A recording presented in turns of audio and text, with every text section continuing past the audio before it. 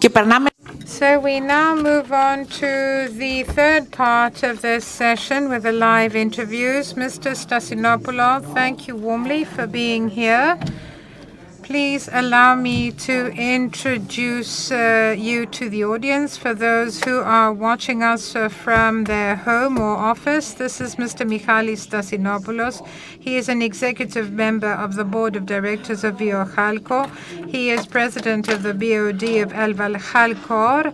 And of course, he is also member of Hellenic Hellenic Production, the non-profit making company. So we can talk to you about manufacturing. And I would like to set the tone and say that our discussion should look into how the Greek economy can start growing through a virtuous cycle. And what does this mean? It means creating the right jobs. It means being extroverted. It means being outward looking and being able to face the next crises in the horizon that are not just financial or public health crises. So what is the role of Greek manufacturing at this time? So first of all, thank you very much for inviting me. Thank you. And I'm really impressed by the previous speakers. I think you've touched upon very interesting points. Let's talk a little bit about manufacturing now. And let me go back to basics. Let me go back to the fundamentals. In the past, we had industrialized and non-industrialized countries. That was the distinction made. So the Industrial Revolution actually changed the standard of living in the countries where there was industrial production. It was based on technology, on innovation, throughout the last 150 to 200 years. This has not changed, not now. There is still a big link between the industrialization of a country and the standard of living in that country. And it is more than obvious that when a country, when an economy wants to have a high standard of living, meaning Greece wants to have a standard of living equal to that of other EU countries, because we want to be part of the West, the Western world, and we want to be at the same level as other countries where the standard of living is high. So we need to have production, a production base. So production is a very important activity. It's not just that the certain products are being produced. So it's not just production of products. We also have the different parts of society and the economy that are linked to one another. This is also linked to research, to education, to young people's dreams. And this is all in combination with globalization, with extroversion. So production is a means to link the country and the economy to what's happening in the rest of the world. Two trends, the trends that are present in the world, the big markets and big value chains that are being created, and the opportunity is provided even to small players to go global. And I also heard about art. I think that this, what Mr. Hadjiminas mentioned, this reference by him was very important. If a country wants to support art and culture, among other things, for example, we want to support the elderly, and we also want to have more advanced and sophisticated infrastructure, there must be sufficient income. And there must be a certain standard of living. So without manufacturing, this cannot be possible. It's never happened. There can't be a country that is only dependent on tourism. And I believe that manufacturing, sometimes we say one or the other, production or manufacturing or tourism. It's not right. When we talk about manufacturing, we're talking about many sectors. Tourism is one sector.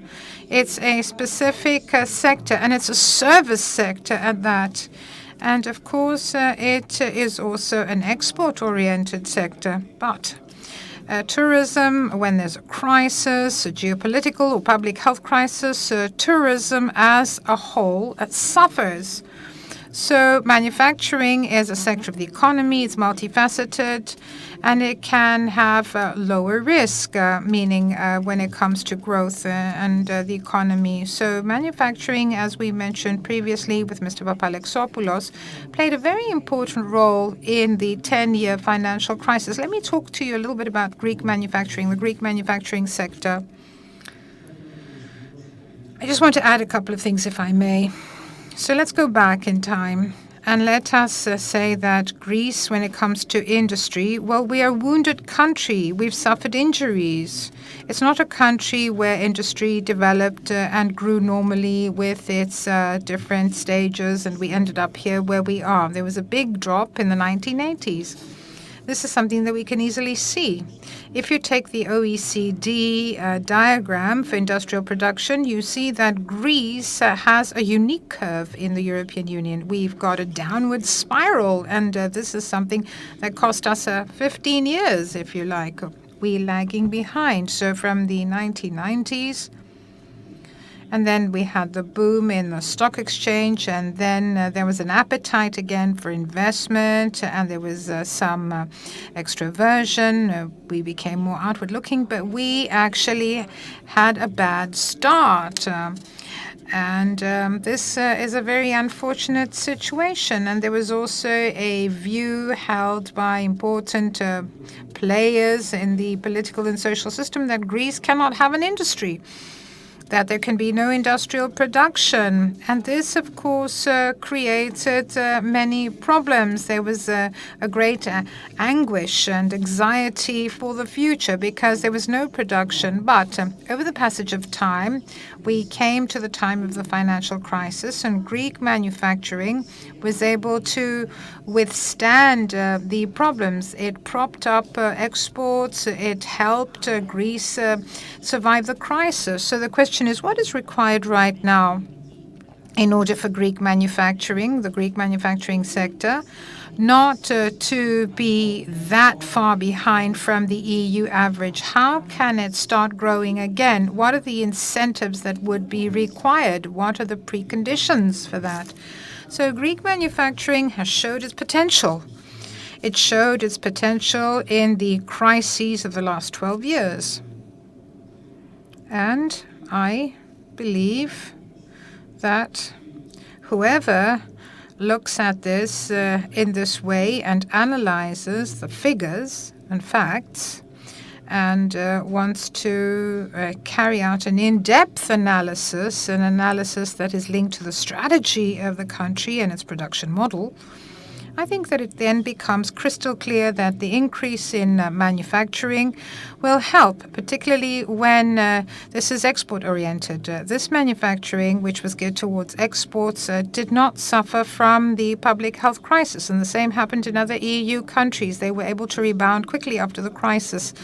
So the same applies for these manufacturing companies in Greece. They were able to increase production levels in the midst of the crisis. This was truly impressive. So I believe that Greek manufacturing has shown its potential.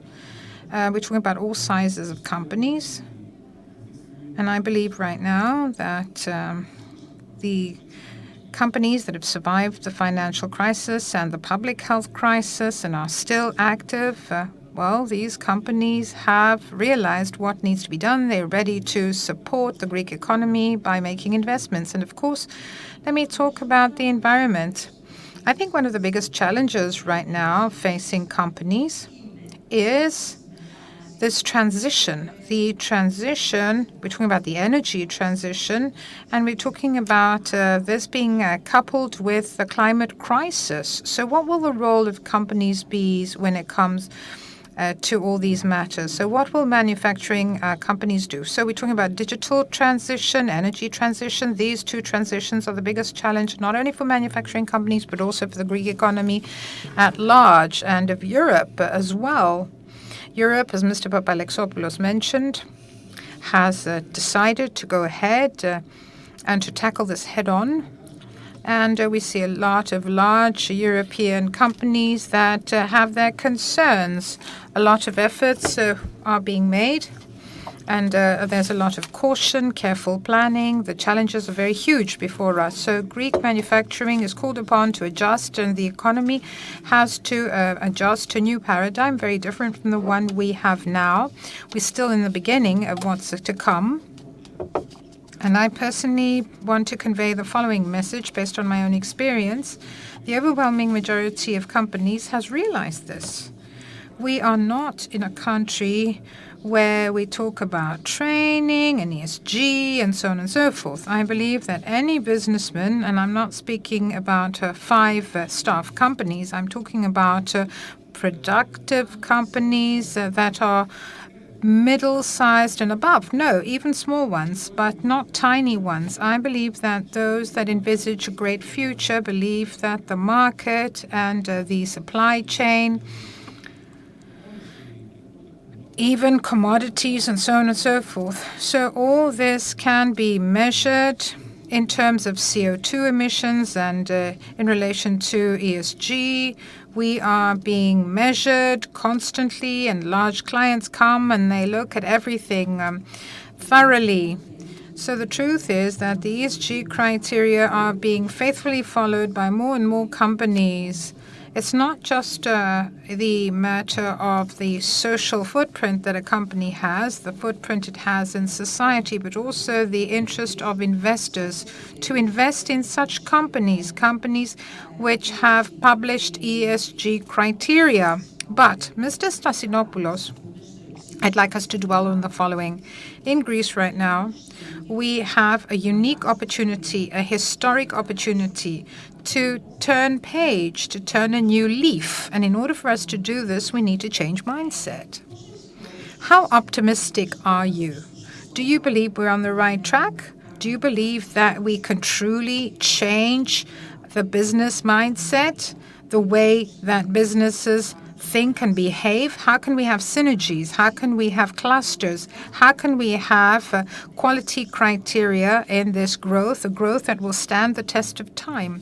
Let me just say that Peter Drucker didn't only talk about culture eating technology for breakfast. He talked about strategy. He says, we know that culture eats strategy for breakfast. He also talked about that, yes, and I quote, the first thing he said is that culture eats strategy for breakfast, unquote. He also said art, or rather culture eats technology for breakfast. Yes, culture eats strategy for breakfast and technology for lunch. That's what he said. Interesting.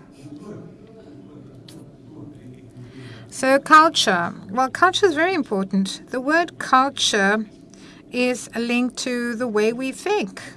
It's linked to the history of a people to a certain extent. I believe that Greek companies that have been successful so far, where there's no way they could have succeeded without having a sound business culture, without having good relations with executives and employees in general. So I think they first have a good understanding of corporate culture, working hard. And I don't want to talk about my companies and pat myself on the back, but our companies are very successful in the global arena. This is known to everyone. And I'm not bragging here. So we have a very sound business culture. This is something that started in the 1950s. We set a good example. And we embraced our employees. So this is very important. And I would like to say that culture in a company can be further reinforced. It can be strengthened by the business environment in which a businessman operates. So when a businessman feels that the state doesn't pay attention to him, and there are many such examples, let me say that we now have the energy crisis, and Greece didn't have quick reflexes. There's studies by big organizations who say that this country reacted in this way, this country reacted in that way, and we are the laggards. We're almost at the bottom of the ladder. And the business world is very disappointed because there was a late reaction. Let's call a spade a spade. If you ask businessmen, even in the street, if you ask them that, has Greece supported its industry? Has it supported production? The answer would be no. It hasn't done so sufficiently. And it's a matter of culture. And that's what I have to say. So I believe that we need to look into this further. I think that production should be given priority over other sectors. The manufacturing sector has a big multiply effect in the economy. For every euro spent in manufacturing, we can leverage 3-4 euro out of this. And generally speaking, when the manufacturing sector becomes a priority, I think there will be a lot of positive results. The companies are ready to step up their efforts and deal with things in a positive manner. So I think we also need to add to this something that was previously discussed as well, i.e. a change in business culture, in business mindset, means that companies cannot expect the state to offer them everything. They need to be proactive, but they also need to look at their priorities, redefine them based on the correct business plans and the right products so that they have to rise to the challenge. Well, there's a lot to be discussed here because the state needs to do its part. If we have an energy market which is distorted and which doesn't allow companies to acquire electricity at a competitive cost, the issue of energy is very important, and it will play an important role in the years to come until we have a stability when it comes to energy prices. There are a lot of companies that run the risk of closing down. So the the state needs to have quick reflexes. So we can't expect the state to give us everything, but we ask the state to support us and to help us in dealing with problems that are due to unpredictable situations. For example, the cost of energy. Now, we're talking about amortization and depreciation. We had a lot of depreciation cost, which was in favor of investment. So when you have a quick amortization, this is not a subsidy. You have a deferral of taxation. So you have deferred tax. And suddenly in 2016, for various reasons, this accelerated amortization stopped to apply. But we have the worst policy when it comes to amortization in Europe. So this is a problem. Mr. Stassinopoulos, I take note of that. You actually have given us food for thought. This can be discussed in another discussion. We're pressed for time. Thank you very much for this discussion. Thank you.